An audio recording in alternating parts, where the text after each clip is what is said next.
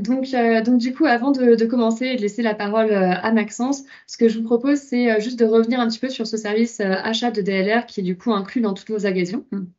Bien. Yes, c'est de traduire. Ouais, mais ça, c'est normal, ça fait toujours ça. Et après, t'as l'enregistrement. Le service achat de DLR, c'est un service du coup qui est inclus dans votre adhésion, qui est de plus en plus utilisé par les adhérents. Donc environ maintenant 50% des adhérents utilisent ce service. Pourquoi est-ce qu'il a été mis en place par DLR? C'est pour permettre à tous les adhérents du coup de faire des économies sur leurs achats. Donc aujourd'hui, ce qu'on voit, c'est qu'en moyenne, les adhérents qui passent par nos accords réalisent environ 27% d'économies, donc que ce soit sur la quincaillerie, les véhicules, les fournitures de bureau, etc. Donc, l'objectif, bien entendu, c'est de vous faire gagner du temps en tant qu'entreprise pour que tout ce qui est lié à vos achats non stratégiques soit déjà réglé par des accords cadres, ce qui vous permet de ne pas avoir, vous, à négocier vous-même tous ces accords.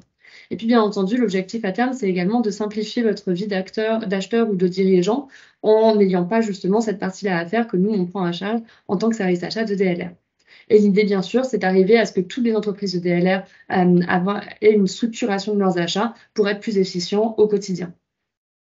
Aujourd'hui, dans le service, on a 45 partenaires qui sont référencés avec 5 catégories d'achats qui vont être les consommables de bureau, la gestion RH, les véhicules, la maintenance des locaux et également les fournitures à l'atelier. Des économies moyennes de 27% et puis une plateforme digitale qui vous permet en fait en temps réel d'avoir accès à l'ensemble des partenaires référencés, à toutes les conditions tarifaires négociées et du coup d'avoir une vision très facile en fait de tous les partenariats existants et de pouvoir très facilement du coup demander à bénéficier de ces accords. Une chose également importante à savoir, c'est que derrière ce service achat de DLR se cache Cantis. Cantis, c'est une centrale d'achat pour laquelle je travaille et également mon collègue Maxence, qui est basé en Rayon Lyonnaise et qui existe depuis maintenant 21 ans. L'objectif de Cantis, c'est de pouvoir mutualiser les besoins des entreprises. Et aujourd'hui, en fait, on compte 30 000 sociétés adhérentes qui le font soit par le biais d'associations coalitionelles, soit de groupements, mais également beaucoup d'entreprises individuelles qui paient directement pour pouvoir adhérer à Cantis. Donc vous, via DLR, vous avez vraiment la chance de pouvoir bénéficier de ce service et quasiment des mêmes accords via directement votre fédération. Et donc du coup, je préfère mettre ça en avant parce que voilà, c'est pour ça pour dire que les acteurs qu'on vous met à disposition sont vraiment intéressants pour vous et valent au moins le détour.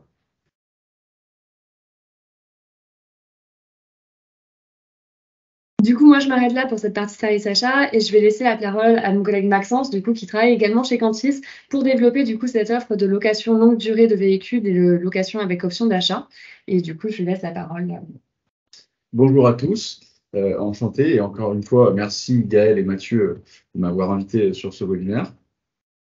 Alors effectivement, je vais vous présenter Cantis Mobilité dans un second temps, qui est accessible et disponible pour tous les adhérents du DLR.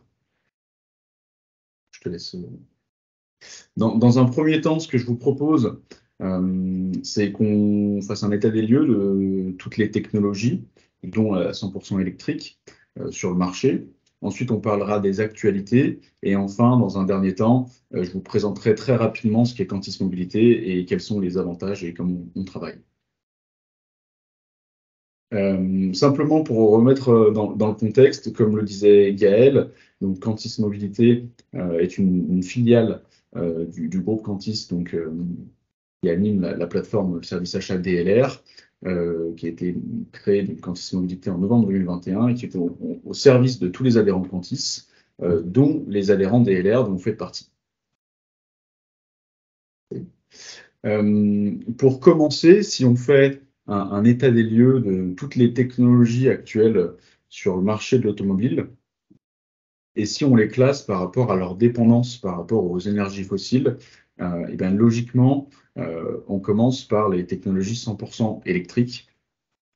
Donc avec deux grandes typologies, les 100% électriques qu'on peut recharger avec de l'électricité, hein, logiquement, et celle à l'hydrogène, qui fonctionne avec une pile à combustible, qui se recharge avec de l'hydrogène et qui fonctionne avec un moteur 100% électrique. On y reviendra tout à l'heure. Viennent ensuite les hybrides rechargeables, où là, on a un moteur thermique et un moteur électrique qui fonctionnent en simultané. Le moteur électrique, vous le rechargez en branchant le véhicule à une prise domestique ou à une borne. Et puis, quand l'autonomie qui est entre 40 et 130 km en 100% électrique est consommé, c'est le moteur thermique qui prend le relais. Ensuite, si on descend dans les strates de technologie, nous avons les moteurs hybrides, par exemple comme le fait Toyota depuis une dizaine d'années, voire un petit peu plus, qui fonctionnent de mieux en mieux, où là, on a également un moteur thermique, plus petit généralement, un moteur électrique qui est également plus petit, avec une contenance de batterie plus faible, qui ne permet pas d'avoir des vraies autonomies annoncées en 100% électrique. Parfois, c'est 500 mètres, 1 km, 2 km, tout dépend de l'utilisation du véhicule. Mais chaque fois, c'est un mix donc, entre ces deux moteurs qui permet le meilleur des deux mondes et un premier pas à l'électrification plus facile, sachant que ces véhicules ont des CO2 pardon, du coup, plus bas, ce qui permet d'avoir des fiscalités plus intéressantes. Ensuite, la dernière, forcément, c'est les véhicules 100% thermiques, avec tout ce qui est essence, diesel, GNV, GPL, et puis, qui est de plus en plus utilisé, les motorisations éthanol, donc, qui fonctionnent avec des motorisations thermiques, simplement que le carburant mis dans le réservoir est un petit peu différent, mais j'y reviendrai tout à l'heure s'il y a des questions par rapport à ça. Je te laisse enchaîner. Si on fait le même constat et on parle de coût d'acquisition, forcément, il y a des technologies émergentes qui sont plus chères que d'autres. C'est le cas de l'hydrogène, avec certains modèles sur le marché, type chez Toyota, chez Hyundai ou récemment chez Peugeot avec des véhicules utilitaires en 100% en hydrogène. Et c'est une technologie qui est naissante, donc qui coûte assez cher. Les véhicules dont je parle, on commence entre 70 000 et ça va jusqu'à 120 000 euros. Il y a des aides, évidemment, mais ça reste quand même beaucoup plus cher que les véhicules standards. Ensuite, viennent les véhicules électriques et les véhicules hybrides rechargeables, dont les coûts ont tendance à baisser. Les véhicules, ces deux motorisations, finalement, ça a commencé par des véhicules très haut de gamme, puis on voit que plus l'outil de production, finalement, monte en compétences, développe ses volumes, plus on a des véhicules qui arrivent sur des milieux de gamme et dont les prix commencent à baisser. Viennent ensuite les véhicules diesel qui sont à peu près équivalents aux véhicules hybrides, et ensuite les véhicules essence, éthanol et globalement au gaz. Je te laisse changer le slide. Pour faire un petit focus sur les véhicules 100% électriques, qui en 2022 représentent 13% des ventes en France, cumulé particulier entreprise, je précise, avec sur le top 3, on a en première position la Peugeot i208, en deuxième position le Dacia Spring, qui est le véhicule électrique low cost proposé par Dacia, et en troisième position, pour la deuxième année consécutive, la Tesla Model 3, qui est sur la troisième marche du podium. Pour faire suite justement à ces véhicules 100% électriques, et comme on le propose également via un de nos partenaires, faisons un petit focus sur finalement pourquoi installer une borne dans son entreprise. Déjà, c'est le premier pas si on veut passer sa flotte à l'électrique ou à l'hybride rechargeable. C'est une étape qui est totalement conseillée également si on passe sur des véhicules hybrides rechargeables. Ça permet de charger plus vite et de trouver un intérêt finalement dans les véhicules et sur les autonomies qui sont annoncées. Sur les véhicules électriques, c'est recommandé, mais de toute façon, on ne peut pas faire sans, parce que rouler en véhicule électrique en se rechargeant simplement sur les bornes publiques ou sur les aires d'autoroute, c'est pas forcément intéressant en termes de coût. Deuxième point, c'est accompagner ses salariés sur ce passage à l'électrification, où il faut que ce soit les entreprises qui sont aussi moteurs de cette transition. Et puis, dernier point qui peut être intéressant aussi pour certaines de nos entreprises, c'est répondre à des besoins clients, tant pour répondre à des appels d'offres, par exemple, sur certains marchés, c'est exigé, ou alors mettre à disposition les bornes pour vos clients ou pour vos salariés d'ailleurs, gratuitement ou à titre payant, sur vos parkings. Pour ça, on est accompagné par notre partenaire ChargeGuru, qui s'occupe de l'installation de bornes, tant pour les professionnels que pour les particuliers. Ça, c'est à noter aussi. Donc, si vous avez des collaborateurs à équiper, aussi bien que vos entreprises sur vos parkings, c'est possible et ils savent faire. Pour vous détailler un petit peu le processus, je te laisse passer le slide. Globalement, ce qu'il faut retenir, c'est que vous nous consultez si vous avez un besoin ou simplement si vous posez la question, savoir j'envisage d'installer des bornes parce que j'ai quelques véhicules électriques ou hybrides rechargeables qui arrivent sur mon parc. Est-ce que ça vaut le coup? Combien ça coûterait, etc. Il faut savoir c'est que ChargeGuru, donc on fait la mise en relation et ensuite il vous contacte et il s'occupe de tout de A à Z. C'est-à-dire qu'il étudie votre besoin, tant au niveau des véhicules qu'en termes de bornes, qu'en termes de puissance, savoir comment on peut raccorder, où est-ce qu'on peut placer la borne. Un technicien se déplace gratuitement pour faire un devis sur votre site, histoire d'être le plus précis possible. Quand vous avez un devis final avec le budget finalement, vous validez ou non, évidemment. Et ensuite, suit toute la phase de déploiement, d'installation.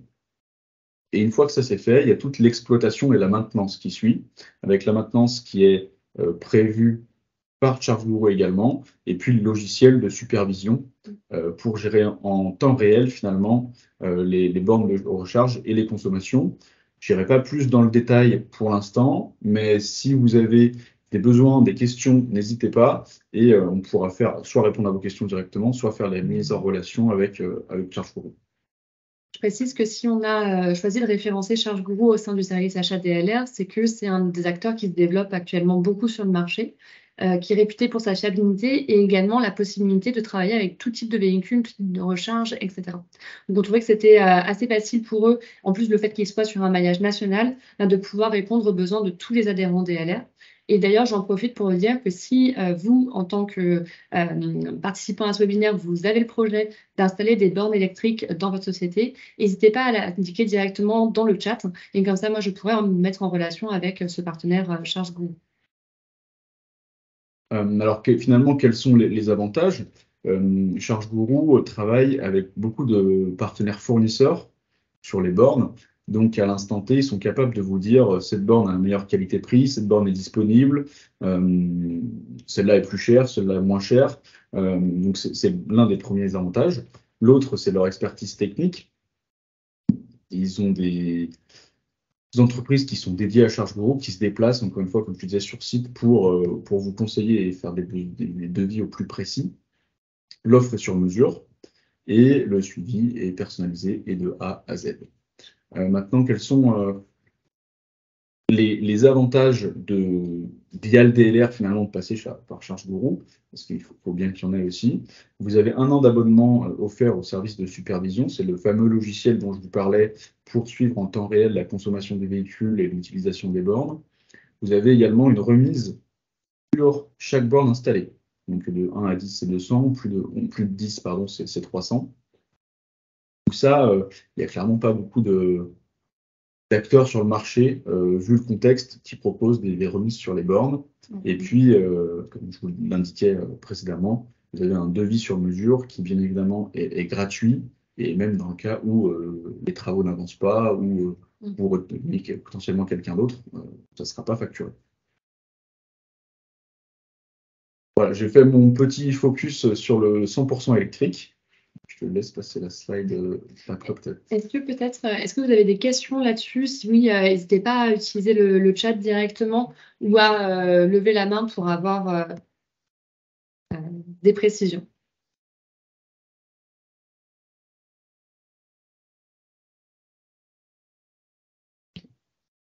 Du coup. Je continue du coup après ce petit focus sur le 100% électrique, sur les autres technologies que je vais décliner petit à petit. L'hybride rechargeable, donc pour suivre, qui représente 10% des ventes en 2022, qui est à peu près équivalent à ce qui se faisait en 2021. C'est un segment qui a fortement progressé sur les 3-4 dernières années et qui finalement stagne désormais parce que soit passage au 100% électrique, soit passage en véhicule hybride. On se rend compte que l'hybride rechargeable correspond vraiment à certaines utilisations, à certains cas, pour les véhicules qui ne peuvent pas être rechargés ou les collaborateurs qui roulent beaucoup. On se rend compte qu'il peut y avoir une surconsommation sur ces véhicules-là et donc qui efface tous les avantages fiscaux qu'il peut y avoir sur ces véhicules. Ensuite, viennent des véhicules hybrides, comme je vous disais, donc avec Toyota qui a été pionnier depuis quelques années sur ce type de motorisation, qui les ont fait évoluer et qui sont du coup de plus en plus performantes. Et on a maintenant plusieurs marques qui sont engouffrées dans cette technologie, avec Toyota bien évidemment. Toute la gamme est disponible en hybride. Vous avez également Hyundai, avec 3 de leurs véhicules qui sont disponibles en hybride, donc le Kona, le Tucson et le Santa Fe. Vous avez Renault qui récemment a pris le parti de s'engager dans les motorisations hybrides, avec l'Arcana et l'Austral, bientôt la Clio qui sera à nouveau disponible. Également Kia, toujours chez les Coréens, avec le Niro, le Sportage et le Sorento. Et ensuite, très récemment également, nous avons Nissan avec ses 2 nouveaux véhicules, le Qashqai et le X-Trail, qui sont sortis en motorisation hybride. Et ça représente 21% des ventes en 2022, ce qui croît clairement depuis quelques années, parce que c'est un segment très sollicité par les entreprises comme par les particuliers. Finalement, comme je disais, c'est un premier pas à l'électrification sans avoir dépendance à l'électrification en devant recharger le véhicule.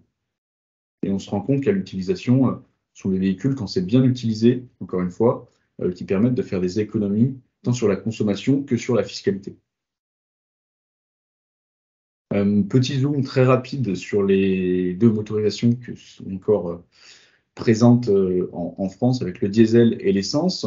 Le diesel qui représente encore 15% des ventes en 2022 et l'essence qui a clairement pris le pas, la tendance s'est inversée.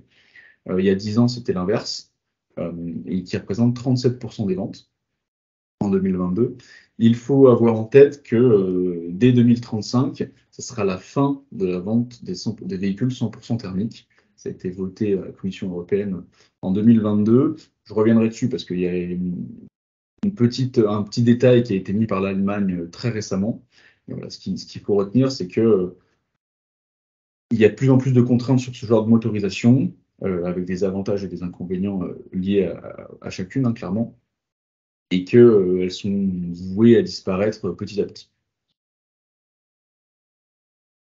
C'est le fameux détail dont je vous parlais à l'instant, avec l'Allemagne qui a posé une petite condition sur la fin des moteurs thermiques et qui a imposé la prise en compte des carburants de synthèse, ce qui permet en fait aux moteurs thermiques d'exister encore. Globalement, ça sera peut-être sur les véhicules un peu plus sportifs, à voir comment ça va se décliner. Carburant de synthèse, dans lequel investissent pas mal de constructeurs allemands, d'où l'Allemagne qui défend cette position, et qui permettra, en termes, c'est un petit peu comme l'éthanol, carburant rangé du CO2, mais à la fabrication, finalement, ça fait un bilan neutre. Et ça a été adopté assez récemment par la Commission européenne.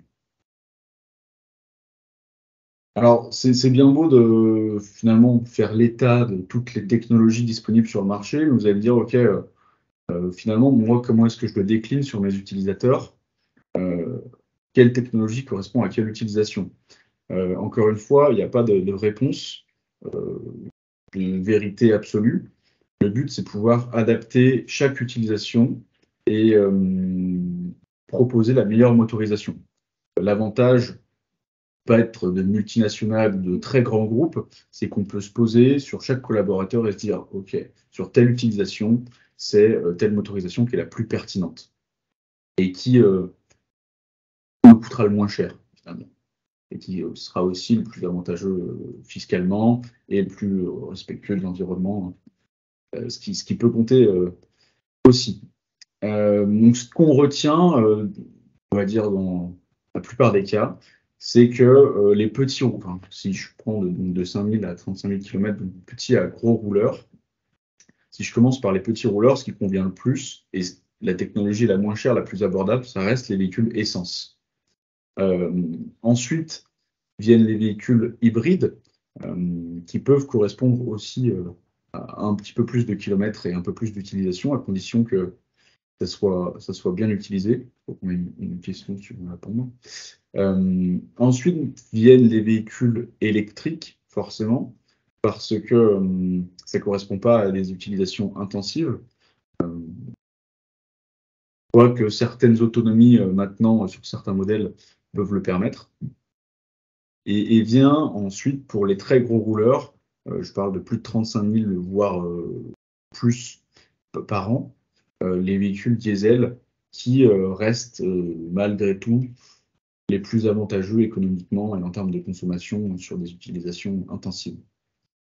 À condition effectivement qu'il n'y ait pas de contraintes par rapport au centre-ville comme à Paris où ça va se décliner en 2024. J'y reviendrai tout à l'heure. Je vois qu'il y a une question. Aborderez-vous les VUL et camions? Véhicules utilitaires. Véhicules utilitaires, non, j'ai pas de slide dédié à ça. Bien évidemment, ça rentre dans le scope tout ce qui est en dessous de 3,5 tonnes, ou permis B. Sachant que les véhicules utilitaires, moi, je peux faire un petit focus très rapidement. Le marché est encore différent. Toutes les technologies ne se déclinent pas en véhicules utilitaires. Vous avez sur le type berlingot l'essence, le diesel et l'électrique, en 100% électrique, avec des autonomies qui progressent, mais qui sont limitées entre 250 et 300 km annoncées et quand le véhicule n'est pas chargé. Donc là encore, ça ne correspond pas à toutes les utilisations. Pour les véhicules de catégorie supérieure, type Expert ou Jumpy, là encore, il n'y a pas beaucoup d'alternatives. C'est soit 100% diesel, soit 100% électrique. Encore une fois, l'autonomie en 100% électrique sera assez limitée. On parle de, pareil, 250-300 km à vide. Et puis, pour les plus gros volumes, type Master, là, encore une fois, ça sera limité avec le choix entre le 100% diesel et le 100% électrique, avec des autonomies qui sont encore plus limitées, parce que c'est des véhicules qui transportent des gros volumes, qui ne sont pas très aérodynamiques. Donc, on parle d'autonomie entre 120 et 180 km maximum. Voilà pour le petit focus sur les véhicules utilitaires. N'hésitez pas à me poser des questions si vous voulez des précisions par rapport à ça. Donc, il y a une question sur la fin des moteurs thermiques pour 2035 et est-ce que c'est également valable pour les véhicules supérieurs à 3,5 tonnes, les poids lourds? Alors, pour moi, les poids lourds sont à part, mais pour les véhicules en dessous de 3,5 tonnes, oui, ça sera évidemment valable. Mais d'où toute la question qui se pose actuellement avec l'accès au centre-ville. Finalement, les technologies proposées sur ce type de véhicule, je parle moins de 3,5 tonnes. Poids lourd, je ne suis pas du tout expert là-dessus.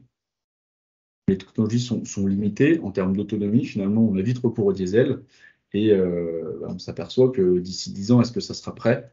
D'où les interrogations qui se posent autour des zones à faible émission. Est-ce qu'il y a d'autres questions? Là, je continue. Là, je vais passer très rapidement sur la motorisation hydrogène. Comme je disais tout à l'heure, c'est quelque chose qui reste très niche pour l'instant, avec une technologie qui coûte cher. Vous avez donc la Toyota Mirai qui est disponible en France et le Hyundai Nexo. Sachant qu'en véhicule utilitaire, comme je vous le disais, il y a Citroën et Peugeot qui ont sorti les motorisations hydrogène sur le Expert et le Jumpy. Ce qu'il faut retenir, c'est que le réseau hydrogène se déploie de plus en plus en France. Il y en a fin 2022, il y en avait 10, sachant que rien que sur la région Rhône-Alpes, il y en a une dizaine de plus en construction via le réseau Impulsion, qui est soutenu par la région Rhône-Alpes. Donc c'est quelque chose qui va émerger, qui sera de plus en plus disponible, de plus en plus accessible. À voir si derrière, les prix du véhicule vont aller dans ce sens, vont pouvoir diminuer pour que ça soit finalement accessible et que le coût global soit aussi intéressant que potentiellement un diesel, ce qui n'est pas du tout le cas actuellement.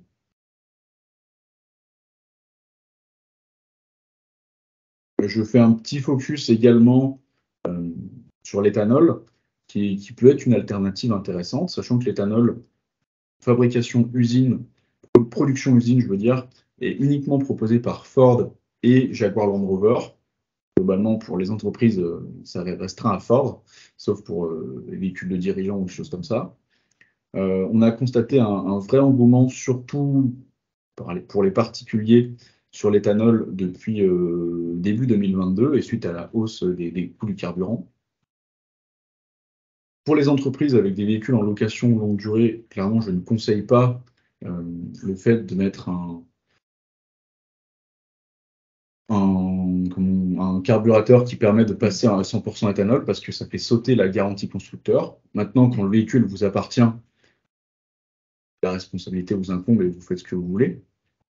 D'où le fait que finalement, ça limite les constructeurs. Ford est le seul à pouvoir le proposer. Les avantages, c'est que le carburant reste, malgré l'augmentation des prix, est passé de 60 centimes à quasiment 1 euro aujourd'hui, le litre. Ça reste un carburant moins cher que l'essence ou le diesel actuellement. La production est censée être nationale, plus écologique et qui ne fait pas appel aux énergies fossiles. Maintenant, la gamme est assez limitée. Comme je disais, c'est uniquement Ford qui propose cette motorisation et qui ne correspond pas forcément à toutes les utilisations, sachant qu'il y a 1700 stations qui distribuent de l'éthanol en France, ce qui finalement peut être un petit peu limitant par rapport à votre zone géographique. Donc bien identifier les points de distribution d'éthanol avant de vous lancer potentiellement sur cette motorisation. Et enfin, je termine rapidement sur le gaz, avec les véhicules soit GNV, soit GPL, qui sont encore proposés par certains constructeurs. Sachant que le GPL, rappelez-vous, il y a 10 ans, peut-être même un peu plus, il y a eu un grand engouement sur le GPL qui finalement est vite redescendu pour des problèmes de fiabilité, sécurité, qui étaient plus ou moins justifiés d'ailleurs. GPL est maintenant proposé uniquement par Dacia et Renault sur certains de leurs modèles.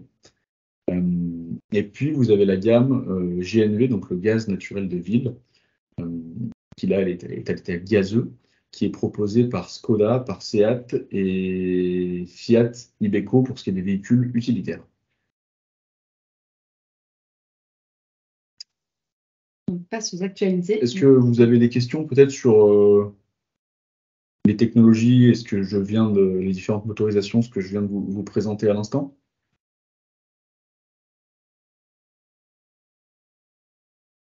Pas forcément, visiblement. Okay. Je passe sur les actualités, avec, comme je vous en parlais tout à l'heure, les fameuses ZFE, donc zones faible émission, qui sont mises en place par plus d'une vingtaine de métropoles en France. Je vais prendre deux exemples, Paris et Lyon, où à Paris, dès 2024, si rien ne change d'ici là, les véhicules diesel, donc critère 2, ne seront plus acceptés en centre-ville. À Lyon, ça devait être le cas en 2026, si je ne dis pas de bêtises, sachant que ça a été reporté à 2028. Alors, quel véhicule et quelle motorisation correspondent à quelle vignette critère finalement? C'est assez simple, hein. Tous les véhicules diesel sont en critère 2, qu'ils aient 5 ans ou qu'ils aient 6 mois, c'est forcément du critère 2. Tous les véhicules essence, 100% essence, hybrides ou hybrides rechargeables sont en critère 1. Donc pour l'instant, pas de contrainte ou pas de contre-indication pour l'accès au centre-ville. Et tous les véhicules électriques sont en critère 100% électriques, par contre, sont en critère vert. Là, vraisemblablement, il n'y aura jamais de restriction pour l'accès au centre-ville. C'est ce dont je vous parlais à l'instant avec Lyon, qui a fait une marche arrière, entre guillemets, et qui autorise les véhicules critère 2, donc les véhicules diesel, dans le centre-ville jusqu'à 2028. Donc ça laisse finalement tous les véhicules dont on parlait tout à l'heure, type les artisans qui utilisent, ou les entreprises de bâtiments qui utilisent des camions, des fourgonnettes en diesel, un peu plus de temps pour renouveler leur parc et ça laisse aussi plus de temps aux constructeurs pour proposer des nouvelles solutions plus viables. Si je fais un point maintenant sur la fiscalité, surtout 2023, la fiscalité qui depuis mars 2020 a connu pas mal de changements, avec les malus qui ont augmenté, les bonus qui ont diminué, les grilles de taxes annuelles qui ont été modifiées. Si on fait un focus sur 2023, le malus maintenant écologique s'applique à partir de 123 grammes. 123 grammes, on les atteint très très rapidement sur les véhicules neufs. C'est-à-dire qu'un véhicule diesel s'applique très rarement en dessous de 23 grammes, en dessous de 123 grammes, pardon. Il faut passer sur des véhicules soit très petits, soit hybrides ou hybrides rechargeables. Sachant que le malus est désormais plafonné à 50 000 euros. Quand on atteint dès 224 grammes, c'est 50 000 euros de malus. Je fais un petit zoom aussi sur le bonus qui, depuis le début 2023, a été réduit sur les véhicules. Alors, la condition, c'est que le véhicule remisé coûte moins de 47 000 euros, et ce qui donne accès à un bonus écologique de 3 000 euros. Sachant qu'il n'y a plus de bonus sur les véhicules hybrides rechargeables. C'est simplement sur les véhicules 100% diesel. Le malus au poids, qu'il faut avoir en tête également, mis en place depuis le 1er janvier 2022, s'applique sur les véhicules de plus d'une tonne 8. Tous les véhicules qui font plus d'une tonne 8, il y a un malus au poids qui est équivalent à 10 euros le kilo supplémentaire. Donc ça peut très vite chiffrer. Les véhicules qui sont exemptés de ce malus au poids, forcément, ce sont les véhicules 100% électriques et les véhicules hybrides rechargeables qui ont une autonomie de plus de 50 km. Il y a des véhicules très peu sur le marché, mais type le Ford Explorer, est hybride rechargeable, a une autonomie de 40 km et donc subit le malus au poids, malgré qu'il soit hybride rechargeable. Et puis le dernier point, c'est des amortissements non déductibles qui sont beaucoup plus avantageux sur les véhicules 100% électriques, où le plafond de base est à 18 300 euros et passe à 30 000 euros sur ce type de véhicule, ce qui permet d'avoir un plafond plus élevé finalement et de moins réintégrer moins réintégrer à son IS. C'est quand même plutôt avantageux. Sachant que vous pouvez également, sur les véhicules 100% électriques et hybrides rechargeables, amortir les batteries. Les batteries qui coûtent de 5 000 à 15 000 euros, ce qui est bon à savoir. Ce sera tout sur la fiscalité. Encore parfait. À propos de la loi LOM, j'y reviens très rapidement parce que c'est pas sûr que vous soyez forcément concernés. C'est sur les flottes de véhicules qui ont plus de 100 véhicules sur l'entreprise, où à partir du 1er janvier 2022, 10% des renouvellements, pas de la flotte. Donc si vous renouvelez 10 véhicules à l'année, il y en a au moins un qui doit être concerné, par exemple. 10% des renouvellements doivent être en dessous de 50 grammes de CO2, c'est-à-dire soit 100% électrique, soit hybride rechargeable. Et ça comprend les véhicules utilitaires également, depuis le 1er janvier 2023. Sachant que ce pourcentage, forcément, augmente au fur et à mesure du temps pour arriver à 70% dès le 1er janvier 2030. Pour l'instant, par rapport à ça, pas de sanctions prévues pour les entreprises, ni d'amende. C'est simplement une obligation sans sanction pour l'instant. Est-ce que vous avez des questions par rapport à tout l'environnement fiscal, politique que je viens de décrire? Sinon, j'enchaîne.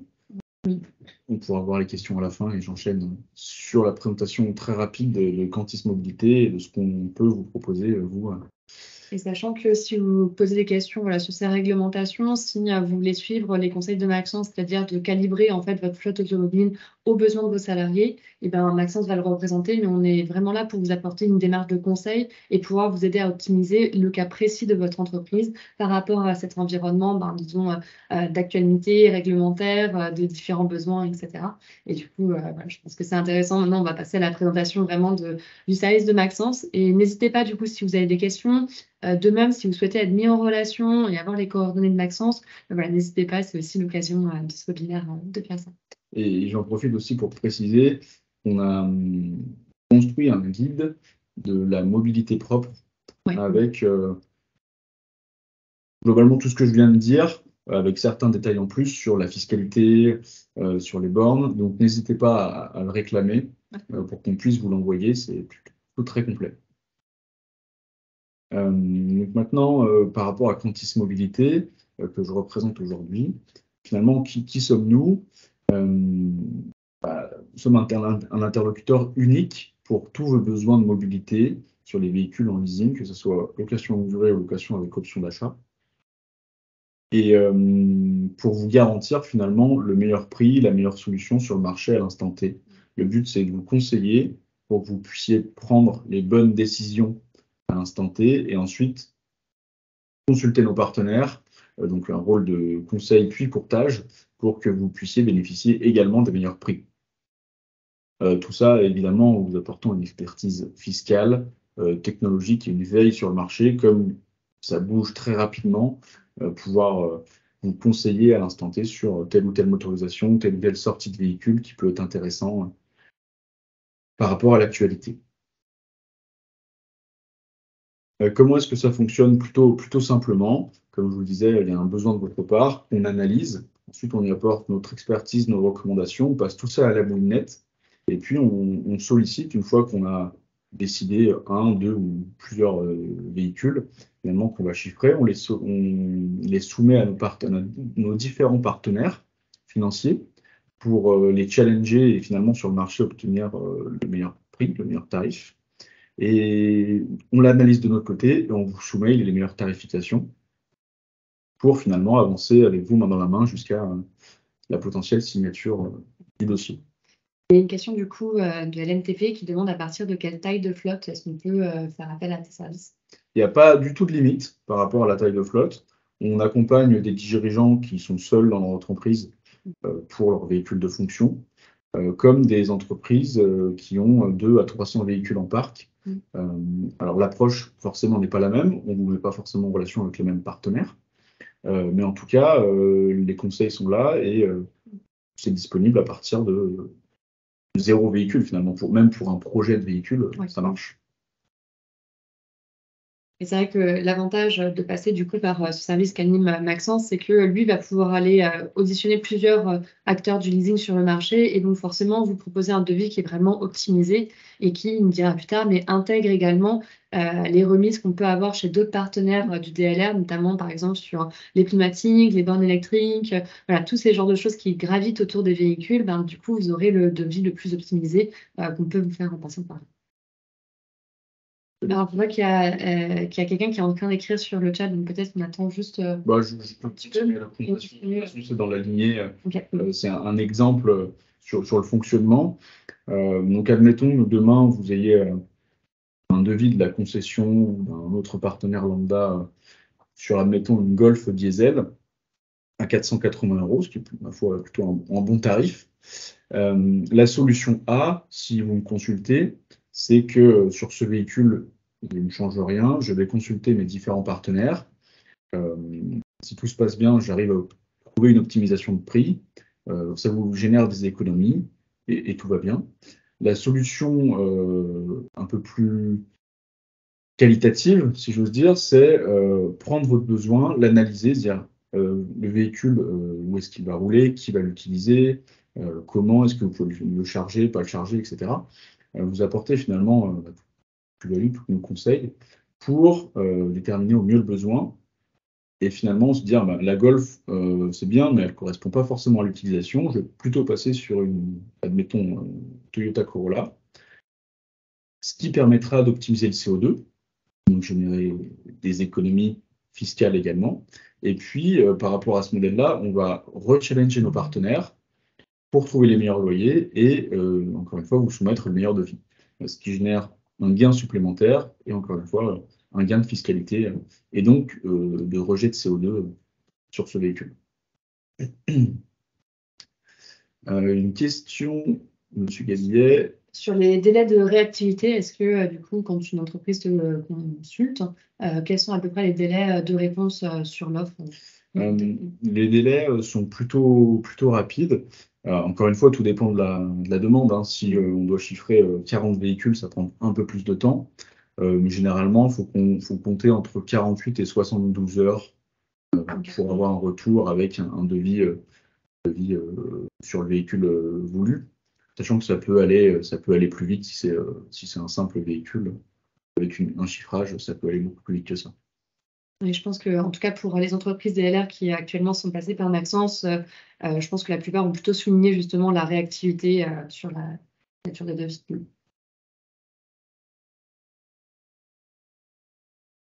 Oui, tout à fait. Alors, si je résume, du coup, ça vous fait une optimisation sur les loyers, sachant que donc on a des prix négociés avec nos partenaires financiers, évidemment, mais ce qui n'empêche pas de passer par des concessions locales. C'est-à-dire que si vous avez l'habitude de travailler avec une concession en particulier à Paris, admettons, moi je peux tout à fait y appliquer le financement de mes partenaires et passer la commande dans cette concession pour qu'il y ait toujours un suivi, vous allez faire l'entretien là-bas, etc. Bien que l'entretien puisse se faire en toute France, hein. Mais le but, c'est pas casser ce qui peut se faire en local. On peut passer par les concessions, ça pose absolument pas de problème. Le deuxième point, c'est une optimisation fiscale et environnementale. C'est lié à tout le conseil qu'on peut apporter et finalement toutes les économies annexes qu'on peut dégager par rapport à vos choix initiaux. Et puis, la troisième optimisation, c'est l'optimisation des prestations, avec tout ce qui va venir, comme vous disait Gaël, graviter au niveau de la voiture, mais ce sera le slide suivant. Comme je vous le disais, on se retrouve finalement avec une voiture à la route, le loyer, donc, finalement, qui représente globalement 60% des coûts, et on s'aperçoit qu'il y a des coûts indirects liés au véhicule, type les pneumatiques, la carte carburant, le logiciel de gestion de flotte, les bornes électriques. Et tout ça, via nos accords, on va pouvoir aller l'optimiser également. Donc c'est demain des véhicules de location courte durée, des cartes carburant, des pneumatiques, comme je vous disais, avec charge gourou, donc des bornes électriques, ou potentiellement un logiciel de gestion de flotte pour vous faire gagner du temps. C'est moins palpable, mais sur les coûts globaux, soit en temps homme, soit en facture sonnante et trébuchante, finalement, ça peut vous faire vite générer des économies. Ouais. Et puis du coup, Maxence va vraiment être dans une démarche de conseil pour se calquer au mieux sur vos besoins d'entreprise et du coup proposer les partenaires qu'on a au service achat DLR et chez Gantis de manière plus générale pour vous aider dans cette optimisation. Maxence, il y a une question qui concerne du coup ton service. Est-ce que du coup, toi, tu es uniquement sur la partie location longue durée de véhicules ou bien la location avec option d'achat? Par contre, effectivement, donc, je réponds à la question de Madame Fifi, Monsieur Martin. Et ben, du coup, tout ce qui va être, on a au service achat DLR du coup des accords sur l'achat de véhicules, donc que ce soit des véhicules utilitaires ou des véhicules commerciaux. Donc ça, vous pouvez bien entendu bénéficier de nos accords, que ce soit chez Renault, Peugeot, Citroën, Opel, DS, Fiat, Jeep ou Alfa Romeo désormais. Donc ça, il suffit de faire la demande de mise en relation, alors soit là directement dans le chat, soit en passant par votre plateforme d'achat DLR. Derrière, en tant qu'adhérent DLR, vous avez également accès à tous nos accords sur, par exemple, DKV sur les cartes essence, avec charge roue sur des bornes électriques, avec tout ce qui va être sur les pneumatiques, Euromaster, côté route, First Stop, Speedy, etc. Donc tout ça est disponible sur votre plateforme d'achat DLR. Si vous souhaitez en savoir plus, on peut bien entendu prendre un rendez-vous et qu'on vous présente un peu plus en détail tout ce qui est possible de faire. En tout cas, voilà, vous pouvez, dans tous les cas que ce soit de l'achat, passer par ces conditions, ou si c'est de la location longue durée, du coup, passer par Maxence et avoir cette partie plus conseil optimisation. Tout à fait. Ouais, les achats, c'est pris en compte dans le partenariat DLR, et ça ne sera pas moi directement si vous voulez acheter un véhicule qui va vous aider par rapport à ça. Tu peux passer, c'est bon.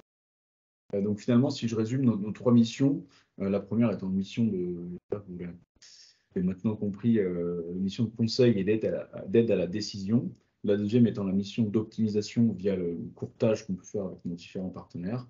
Et la troisième, la mission d'optimisation des prestations liées à la vie du véhicule. Quelques exemples, et certains de vos confrères du DLR à qui j'ai demandé l'autorisation pour pouvoir communiquer pendant ce webinaire. On a par exemple Gaia Électricité, avec qui en 2022 on a passé 9 commandes, véhicules particuliers ou véhicules utilitaires. Uperio, qui est une flotte plutôt conséquente, où il y a 250 véhicules, avec qui on travaille sur les pneumatiques et sur les bornes, sur l'outil de gestion de flotte. Et puis Nacelle Expert, qui est là une plus petite flotte, donc finalement ça représente bien tout ce qu'on peut faire, où on lui apporte du conseil et qui est partenaire. On passe des commandes depuis 2019 en location longue durée. Merci. Est-ce qu'il y a des questions? Du coup, je peux enchaîner sur, il va y avoir les... Ah oui, petite précision par rapport à la location longue durée sur le marché actuel. Les différents avantages sont déjà, vous n'avez pas à supporter la revente du véhicule, c'est-à-dire dans ce marché qui peut être un petit peu complexe, c'est-à-dire un diesel, comment est-ce qu'il va se revendre dans 3 ou 4 ans, un véhicule électrique c'est pareil. Aujourd'hui, vous achetez une 208 qui est annoncée à 300 km d'autonomie. Dans 4 ou 5 ans, finalement, comment est-ce qu'elle va se revendre lorsque les véhicules en annonceront 600 ou 700. Et c'est tout l'avantage de la location longue durée. On se dit, je loue le véhicule et dans 3 ou 4 ans ou 5 ans, à la fin de la période de location, je rends le véhicule et je ne m'occupe pas de la revente. Ça vous permet également d'avoir un budget fixe. Je paye tant de loyer par mois, bien que ce soit souple, qu'on puisse adapter à la durée, au kilométrage. Je paye tant de loyer par mois. Tout est inclus, l'entretien, s'il se passe quoi que ce soit sur le véhicule. Et au moins, je ne me fais plus de soucis. Donc, si demain, mon moteur casse ou mon embrayage casse, c'est pris en charge. C'est donc pour ça que finalement, ça préserve votre trésorerie. C'est la solution la moins chère, la plus accessible sur le marché, parce que finalement, vous ne payez pas le véhicule, mais vous payez l'utilisation. Donc, ce sera le loyer le plus intéressant finalement pour accéder à un véhicule. Et puis, c'est une solution plutôt simple à déployer et clé en main. C'est-à-dire que vous passez commande, vous attendez le délai, donc qui peut être plus ou moins long, surtout très long en ce moment, comptez 6 à 12 mois sur un véhicule neuf. Et puis, ensuite, vous prenez livraison et vous pouvez rouler multiconducteur au sein de votre entreprise. Quelques offres du moment, j'espère, pour vous donner l'eau à la bouche sur des véhicules qu'on peut proposer. Par exemple, des véhicules en 48 mois, donc 4 ans, avec 60 000 km, avec le Skoda Enyaq, donc en 100% électrique, à un petit peu moins de 700 € par mois, la Tesla Model 3, tout juste autour de 550, et puis la BMW i4, là encore une fois en 100% électrique, juste en dessous de 800 € par mois. Et puis je crois que j'ai d'autres offres ensuite. Si tu passes sur des véhicules, comme les délais s'allongent de plus en plus et les productions sont restreintes, soit par manque de composants, soit parce que les batteries sont compliquées à fabriquer, car de plus en plus imposantes aussi, on arrive avec certains partenaires à trouver des véhicules rapidement qui sont disponibles, on va dire, sous un mois maximum. C'est le cas, par exemple, avec l'Opel Grandland que vous voyez au centre, qui est disponible rapidement, en motorisation diesel. Le Seat Arona également, qui est une offre spéciale qui a été commandée en lot par un de nos partenaires et dont on peut bénéficier, donc qui arrive également rapidement. Et puis enfin le Nissan Qashqai, qui est plutôt annoncé sur juin ou juillet 2023 et qui permet finalement d'avoir des véhicules plutôt très bien positionnés en termes de prix et qui arrivent assez rapidement.